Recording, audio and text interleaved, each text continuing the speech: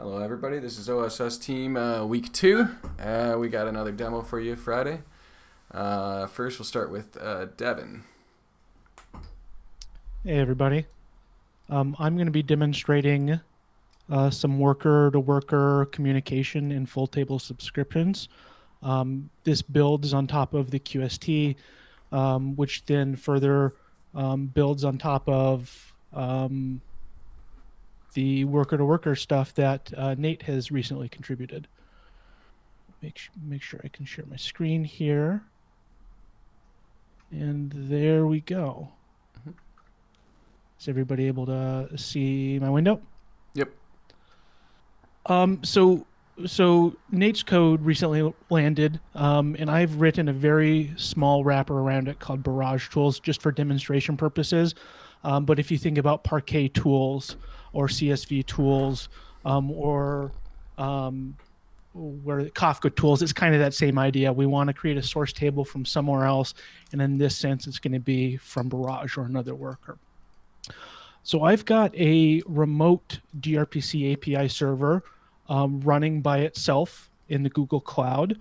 It doesn't have any other services attached with it. It's just a one process thing, and it's got a port exposed here. And I'm going to go ahead and grab the trades aggregation table from it and bring it here locally. And so again, this is a full subscription. It should be ticking.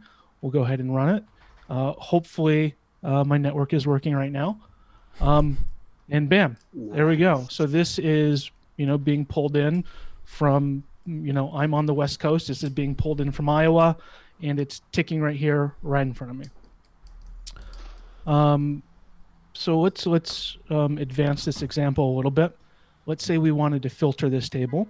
Well, you might ask the question, do you want to filter it locally or do you want to filter it remotely? Why not both? So here's the same example right here. We got our trades that are already being brought in here.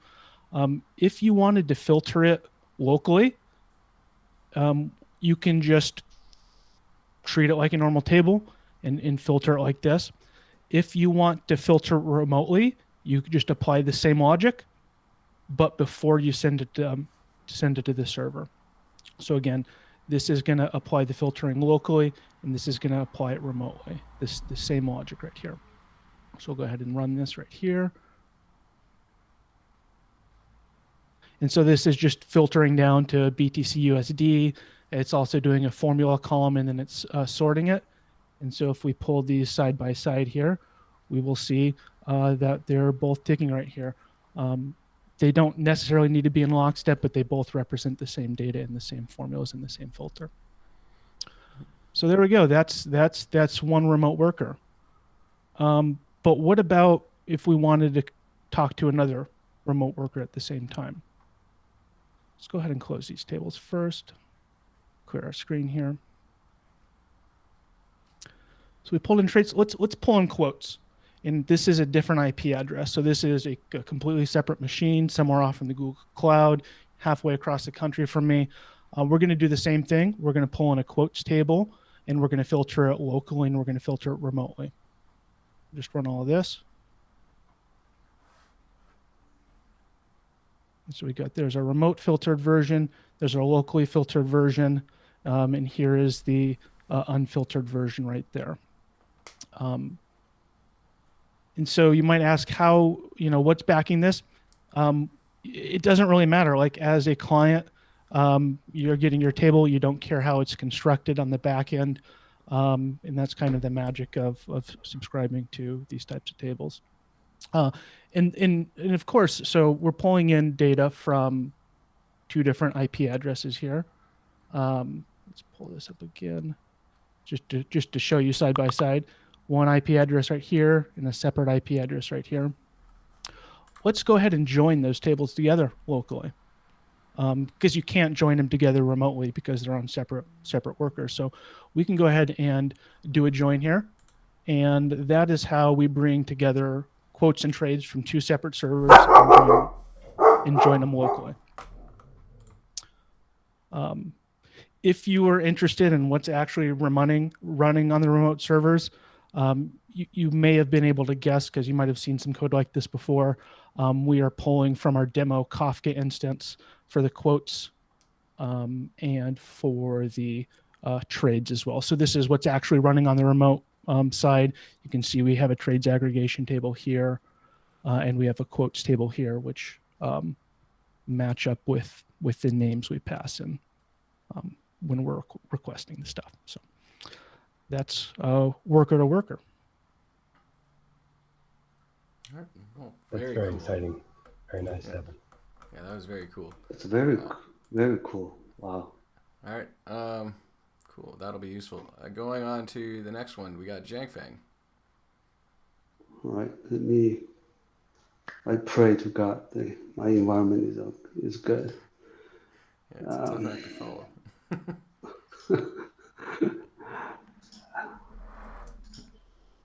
All right. So you all know that I'm given the task to kind of improve the server-side Python experience. This is to report some of the progress I made. So far I have wrapped a bunch of classes. Some more complete, some are just very preliminary.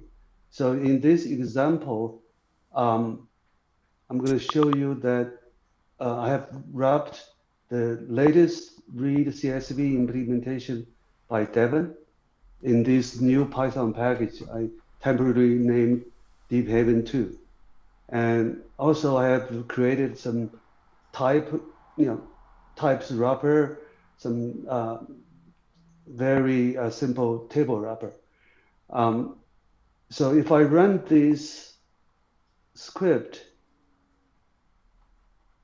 and it shows that we created a table. This table actually was generated from reading this test CSV, right?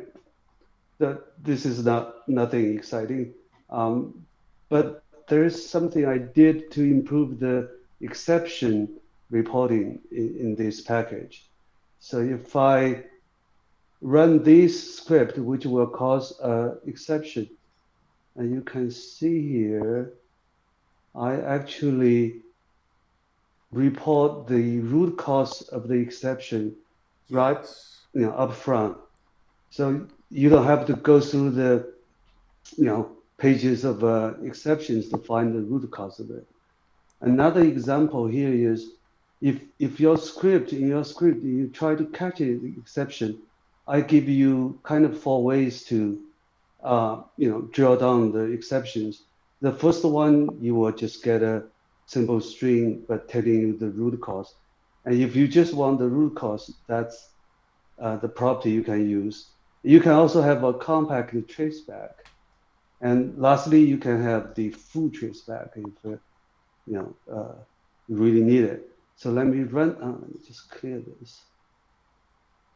Let me run this guy. All right, so the first message you see is the exception itself. The second one is the root cause. The third one is the compact traceback. So it's not going to give you all the call stacks, but just caused by some exceptions. And the last one would be the full traceback.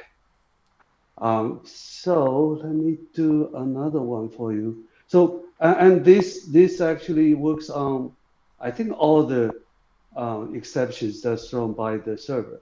So let me create another one here. So this one will get an exception thrown by the DBLAN parser. So if I run this guy, all right, and you can see the message actually already give you the root cause of it. But you can also just get the root cause of it, which is, the A is not defined anywhere. Now you have this compact traceback, which give you a little bit more information, give you the expression that's been parsed. And then you get the full traceback. That's everything that, probably useful for the core engine developers, not so interested to these Python developers. Yeah, and if you don't want to catch it, you can see that at the top of the stack, you got the root cause of the exception. So, any questions? I'm excited. All right, I know that's not a question, but I like the looks of that. cool. All right, that's it. Beautiful. Next up, I will show some proof of concept work I've been doing with getting Matplotlib to render in the web UI. So basically, I've where is my? I need to on full screen here. So basically, all I've done is you run this plot and make a very simple plot, and it will render in the UI. Now this is essentially what I've done is I've installed the Matplotlib Python packages on the server, and right now it's just passing over the image data. This is how a lot of the Jupyter extensions do it. You can, like, they also pass back some interactive controls, so you can change parameters which update the image, which then get passed back. But right now we're just taking that image data and rendering it.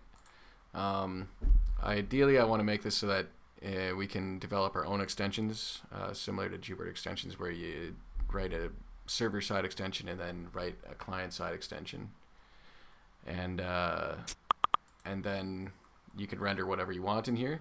But this is just the first step, learning how it all ties together and how to render Matplotlib. So that's all I've got so far. All right, that's it for me. I think next we had Chip. Right. Or sorry, did anyone have any questions about that? Okay, cool. All right, Chip. All right. So I'm going to talk just about a few developer relations features we've added. So here I'm on the core GitHub site. If you scroll down, right now there's a chat button. So if you click on this button, you will get to our new chat. Also, if you scroll down here to the resources, we have the chat linked as well. So if you click on this, you can get in here and chat, and I think anyone with a GitHub account can get in here. The developer relations team is monitoring this, so as we get questions, they'll come in here. Also, the content from this is indexable by Google, and so if problems get solved in here that people are interested in, they'll be able, other people will be able to find that. The second thing I have is for examples that we're putting out there, we have created a new organization which is called Deephaven Examples, and in here we can create separate repos for each example, and that way we can, it's easier for us to create self-contained examples while keeping everything nice and organized. We can also set up GitHub Actions to create images or to build things. So anyway, this is where we're going with examples and sharing and helping people. Very cool. All right, next we have JJ with another example. All right, so a couple weeks ago, I demoed the live credit card fraud monitoring. I had, at the time, employed a neural network to solve the problem, but it turned out that didn't work very well. I found out there were some people that wrote some PhD dissertations on these super complex neural networks to solve that problem. So actually, when I was in doing my master's, I did a project using this data set, and I used a clustering algorithm called DBSCAN. And so it worked pretty well. And so I actually found out that I lost my code, which I was pretty upset about, and my old professor didn't have it. But I basically rewrote a lot of it to work in Deephaven. So I also played around with some plotting. So a couple weeks ago, as I mentioned, this data set has 48 hours of credit card purchase data, about 285,000 purchases, and only about 500 of them are fraudulent.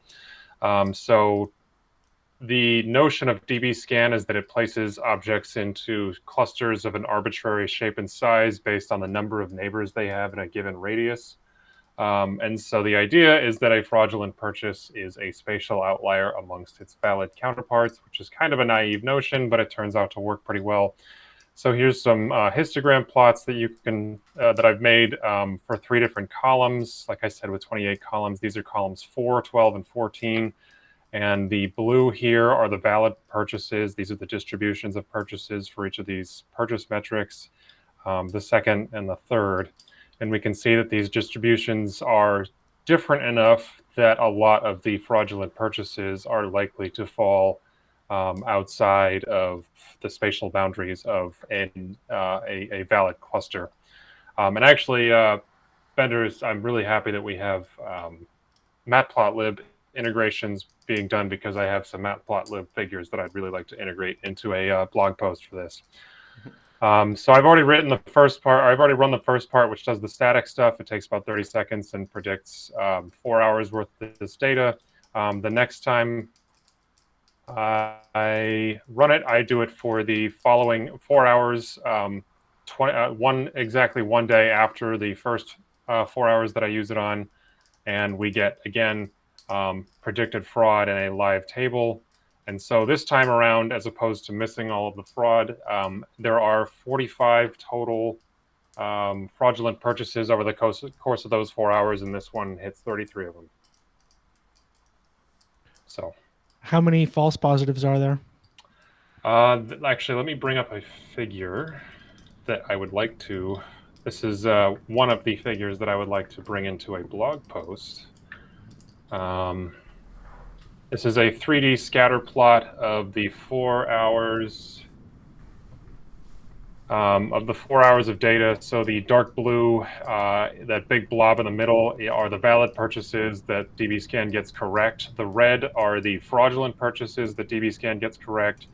The purple are, there's some purple ones in the middle of this big blue blob here that are fraud that DBSCAN guesses is valid, and there are the teal ones are valid purchases that DBSCAN guesses is fraud. As far as false positives, so the actual, it gets 31,063 correct as valid, 33 correct as fraud. It guesses 12 are valid that are actually fraud, and there are 71 cases of it guessing fraud for valid purchases. It's much better to guess that something's fraudulent when it's actually valid. If I'm a card holder, I'd much rather just get the occasional notice, hey, did you actually do this? So at least it's not missing everything. So it's like 99.9% correct now instead of 99.8. So Right. that's it. Very cool. All right, that's it for this demo. See you all next week.